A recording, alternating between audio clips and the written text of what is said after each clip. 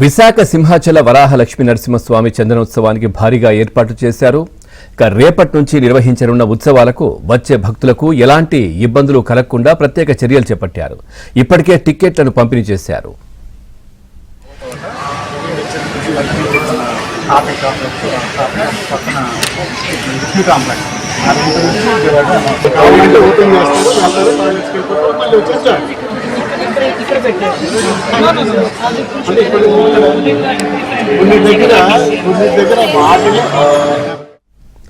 ప్రతి ఏడాది వైశాఖ శుద్ధ తదియ అక్షయ తృతీయ రోజు చందనోత్సవాన్ని అత్యంత వైభవంగా నిర్వహిస్తారు.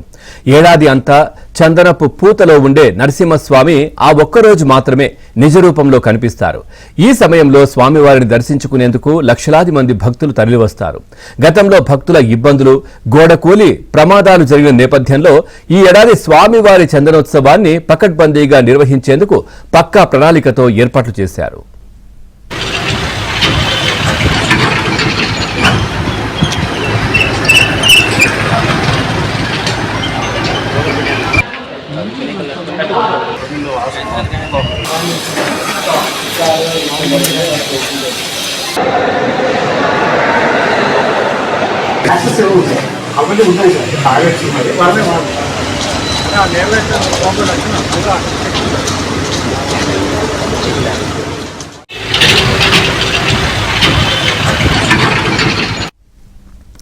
ఆలయంలో ఏర్పాట్లపై దేవాదాయ శాఖ మంత్రి ఆనం రామనారాయణ రెడ్డి, మంత్రి డోలా శ్రీ బాల వీరాంజనేయ స్వామి, హోంమంత్రి అనిత ఏర్పాట్లను సమీక్షించారు. ప్రత్యేక క్యూ లైన్లను ఏర్పాటు చేశామని, భక్తులకు ఇబ్బందులు లేకుండా అన్ని రకాల సౌకర్యాలను ఏర్పాటు చేస్తున్నారు.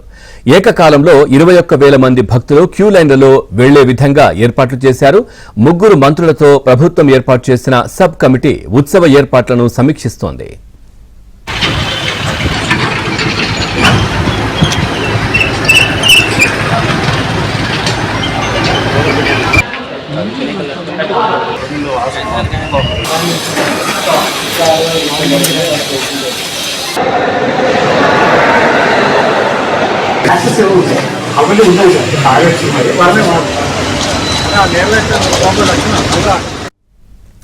టిక్కెట్లు, వాహనాలకు ఇచ్చే పాసులపై క్యూఆర్ కోడ్ ఏర్పాటు చేశారు. ప్రోటోకాల్, వీఐపీ టిక్కెట్లు జిల్లా కలెక్టర్ ఆధ్వర్యంలో జారీ చేశారు. టిక్కెట్లలో 70% ఆన్లైన్లో విక్రయించారు. ఇక ఉత్సవానికి కలెక్టర్ ప్రత్యేక అధికారిగా వ్యవహరిస్తారు. అన్ని రకాల దర్శనాలకు టిక్కెట్లను స్లాట్ విధానంలో జారీ చేస్తామన్నారు.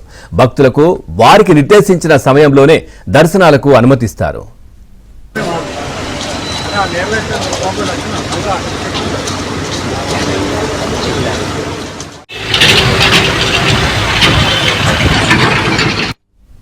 మరోవైపు ఈ టిక్కెట్లకు సంబంధించిన జారీ విషయంలో ప్రతి ఏడాది వివాదాలు వస్తున్న నేపథ్యంలో అప్పన్న నిజరూప దర్శన టిక్కెట్లను 3 రోజుల ముందే పూర్తి చేశారు.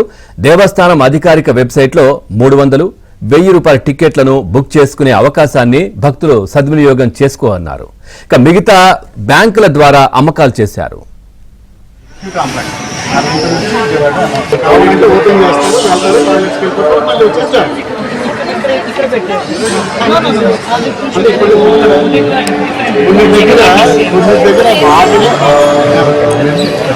ఎమర్జెన్సీ